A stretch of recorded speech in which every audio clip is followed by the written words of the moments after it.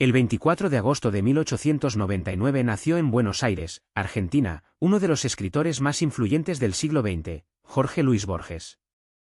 Desde su nacimiento, el entorno familiar en el que creció estuvo impregnado de cultura, literatura y pensamiento. Su padre, Jorge Guillermo Borges, era profesor de filosofía y poseía una extensa biblioteca que contenía obras en inglés, francés y español. Su madre, Leonor Acevedo, le inculcó el amor por la lectura y la disciplina. En ese ambiente, el joven Borges descubrió que los libros no solo eran una fuente de conocimiento, sino un universo infinito donde las palabras podían crear realidades paralelas. A los 4 años ya sabía leer, y a los 7 escribió su primer cuento, inspirado en la historia de un héroe mitológico. Desde su infancia, Borges sintió fascinación por los laberintos, los espejos y las paradojas, símbolos que más tarde se convertirían en pilares de su obra literaria. Aprendió inglés con su padre y leía con igual facilidad a Shakespeare o a Cervantes. La biblioteca familiar fue su primer universo, un espacio donde descubrió que la literatura podía contener todos los mundos posibles. La Primera Guerra Mundial marcó su adolescencia. Durante ese tiempo, su familia se trasladó a Ginebra, Suiza, donde Borges estudió en el College Calvin y conoció de cerca la filosofía europea. Allí profundizó en autores como Schopenhauer, Nietzsche y Kant, cuya influencia sería decisiva en su pensamiento y en su concepción de la realidad como una construcción subjetiva. Al terminar la guerra, Borges y su familia se mudaron a España, donde entró en contacto con los movimientos literarios de vanguardia, especialmente el ultraísmo, que proponía una poesía breve, precisa y cargada de metáforas visuales. Este encuentro lo impulsó a experimentar con nuevas formas de expresión. Cuando regresó a Buenos Aires en 1921, encontró una ciudad en transformación, donde la identidad argentina se mezclaba con la modernidad. Borges se convirtió en una figura clave del renacimiento cultural de la época, publicando ensayos y poemas que reflexionaban sobre la historia, los mitos y el alma de su país. Su primer libro de poesía, Fervor de Buenos Aires, 1923, celebraba los paisajes, los barrios y las raíces de la ciudad. Pero a medida que su carrera avanzaba, Borges comenzó a interesarse más por el cuento y el ensayo, géneros donde podía fusionar la narrativa con la filosofía. Su estilo se volvió cada vez más preciso, simbólico y conceptual. En los años 40 publicó 2 de sus obras maestras, Ficciones y el Alep, libros que lo consagraron como un innovador absoluto. En estos relatos, Borges exploró la naturaleza del tiempo, el infinito, los sueños y el destino. Historias como El jardín de senderos que se bifurcan, La biblioteca de Babel o el Alep plantean universos donde la realidad y la ficción se confunden, invitando al lector a perderse en un laberinto de ideas. La ceguera, que comenzó a manifestarse desde su juventud debido a una enfermedad hereditaria, se convirtió con los años en una compañera silenciosa. Hacia los 50 años, Borges había perdido casi por completo la vista, pero lejos de detenerlo, transformó esa limitación en una fuente de inspiración.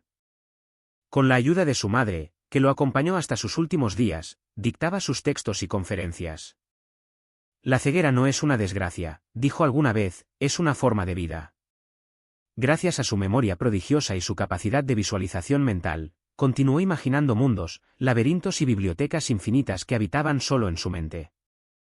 Durante la década de 1950, Borges fue nombrado director de la Biblioteca Nacional de Argentina, cargo que consideró simbólico, pues lo describía como el más grande de los destinos, perder la vista entre 1 millón de libros.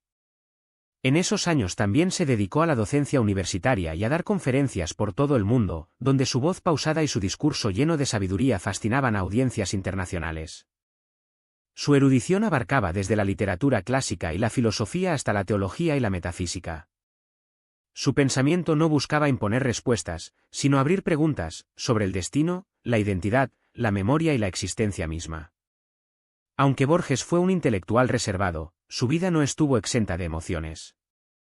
Mantuvo amistades profundas con escritores y pensadores de su época, y su relación con la ciudad de Buenos Aires fue casi mística, veía en sus calles una metáfora de los laberintos del alma. En su madurez, también exploró la poesía como refugio espiritual, expresando en versos su amor por los símbolos eternos, los espejos, el tiempo, los tigres y los sueños. A lo largo de su carrera, recibió innumerables premios y distinciones, aunque nunca el Premio Nobel de Literatura, lo cual ha sido motivo de debate entre críticos y lectores.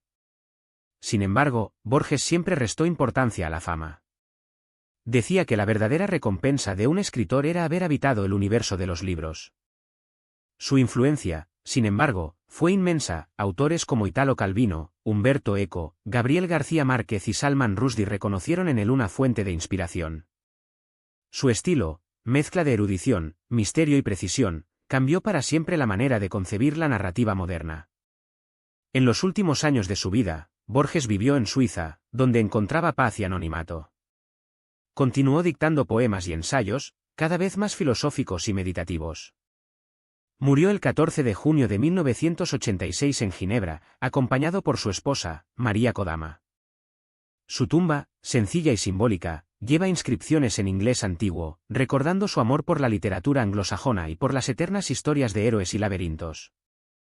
Hoy, Jorge Luis Borges es recordado no solo como el gran escritor argentino, sino como un pensador universal que cambió para siempre la forma en que entendemos la literatura.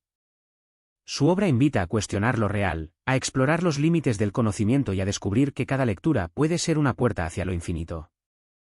En cada una de sus páginas, Borges nos enseña que el universo puede caber dentro de una biblioteca, que la imaginación es un espejo de la eternidad, y que las palabras, cuando se usan con sabiduría, pueden revelar los secretos más profundos del alma humana.